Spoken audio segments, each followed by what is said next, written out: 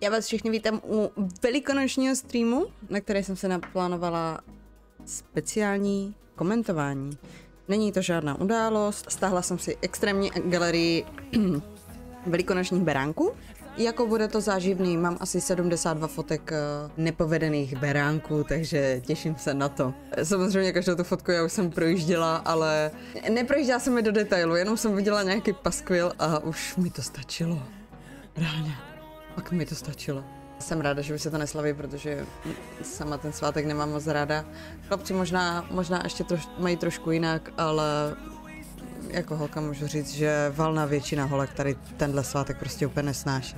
Jediné, co nás baví, je tak možná barvit ty vajíčka, protože to vypadá strašně pěkně. Reálně bych byla ráda, kdyby tenhle svátek šel už někam do vyloženě. Pošlu foto, jak mám nohy hore. Pošli foto, jak máš nohy hore, já to pak prodám na OnlyFans. Můžu se asi přepnout na ty beránky. To je nádhera. Já jsem z toho chcela magii v kostkách. Jakože, nevím z jaké doby, nedokážu si odhadnout z jaké doby to je, ale řekla bych, že je to 2020 nebo 2021, jako, protože beránek s rouškou je masakr. Ale je hezky pocukrovaný, je to ne žena. I tady tenhle mutant, mě to připomínalo nějakého toho aliena.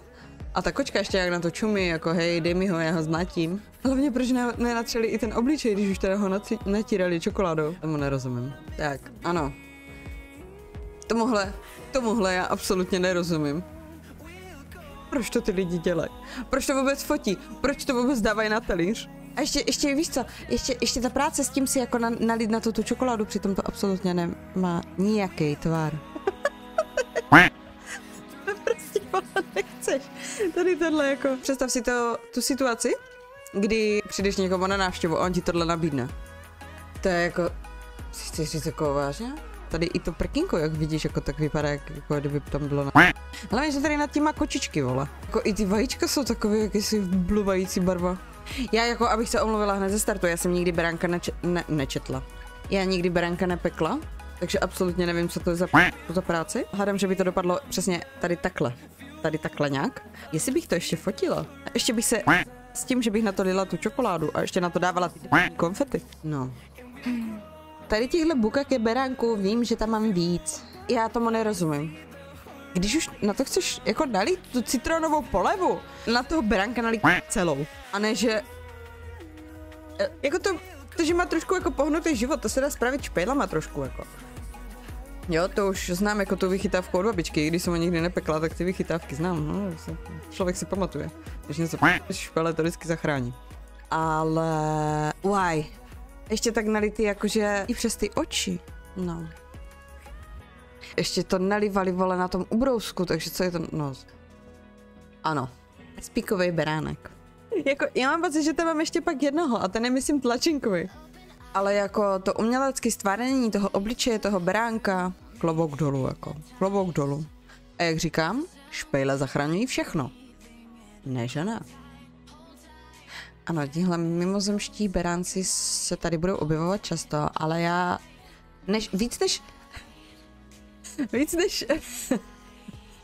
si říkám jako why ty rozinky, tak si říkám why ty špendlíky. Jako proč? Proč? Hej, kdo to dělá tyhle výtvory? Já nevím.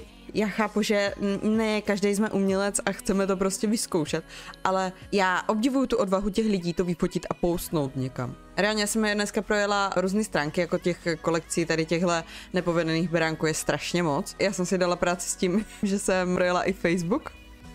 Takže tam mám nějaký z Facebooku a mám jednoho beránka, který je zaručeně tenhle rok a docela rychle se šíří internetem. Docela fakt jako rychle. Já tady u tohohle doufám, že to zdobili děti. A že se to prostě dalo dětem, aby si jako nazdobili svýho beránka. Z tohohle důvodu mám pocit, že babička dělala 2 nebo 3 beránky, aby jsme si jako mohli nazdobit svůj, aby měla svůj normální. Jakože přijde mi to, jak kdyby vzal to zmuchlanou izolepu ten Michal z kouzelné školky a nazdobil to. Víme, jak jsou ty zdobítka na perničky, v takových těch tubičkách, jak to s tím nejde zdobit, jo. Tak, budeme se skrnout, jo. Hej, tady tenhle beránek je podle mě to nejlepší dílo, co jsem tam našla. Prostě to cigáro je dokonalý. A ty brýle? Já jsem si teď říkám, hele, on má kudrny, má brýle a má cigáro v hubě. Můj tata už sice nekouří, ale připomnělo to mýho totu. Jo, takže jako to cigáro dá tomu beránkovi, to už jako, to byla třešnička na dortou tohohle všeho, jako.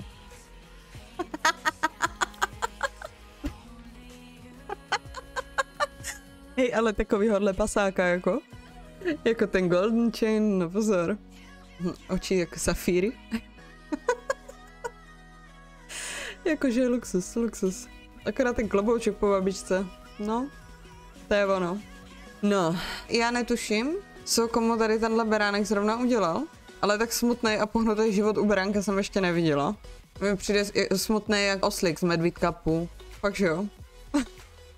To už není beránek, to už je oslík.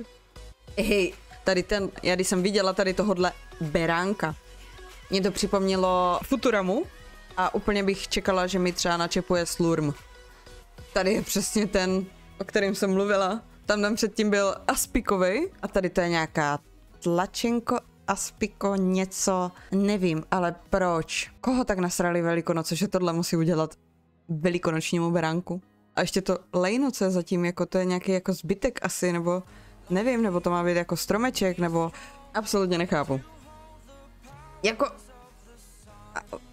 já jsem prase, jako, mě by to asi chutnalo, ale v jiné podobě, než toho beránka. Tady máme další ze série Bukake beránku. Kdyby tam byla jenom ta čokoláda, červem ty oči, ale prostě proč ta bílá? Já prostě nechápu. Ještě ty zajíčci je tak hezky nadekorovaní kolem toho, no. Ta orchidej v polorozkladu. To asi každýho věc, ale ten beránek, ten, omlouvám se stvořiteli, ale tenhle se fakt jako nepoved. Ten už není ani k smíchu, to už je k pláči. Jo, jsou věci, co jsou bizarní, které jsou fakt jako k smíchu, ale tohle je jako, nevím, vezmeš balakryla, naliješ to na beránka. Mazec. Tohle je právě ten jeden beránek k smíchu, co si myslím, že jako to tvořili děti a ty lizátka jsou fakt cool. Mamka řekla, musíme ho nějak zpevnit, dáme tam párátka a děcka řekla, ne, máme tady lizátka, to vám bude slušet. I ty lizátka jsou z toho docela smutný. Mimochodem, cool talířek, ten jsem jako malá měla taky. Ale nazdobený je moc pěkně, to nežene. Trošku mi připomíná Jodu, kdyby byl zelený, tak je to mistr Joda, akorát ty tykadelka mi tam nesedí, no. Tohle je právě přesně jeden beránek, co může jít do dalšího kultu.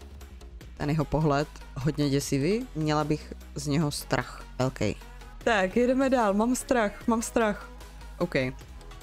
Další ze série Bukake beránku. Já opravdu nechápu, co lidi vede k tomu tu polevu jenom tak rozcákat všude.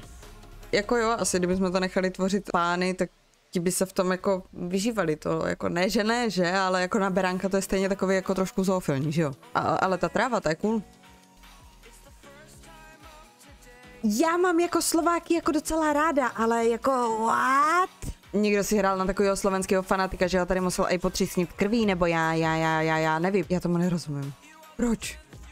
Já se tomu snažím nějak jako přijít na kloub, ale tohle je fakt vlastenecký peklo, řekla bych. Tak jo, papa.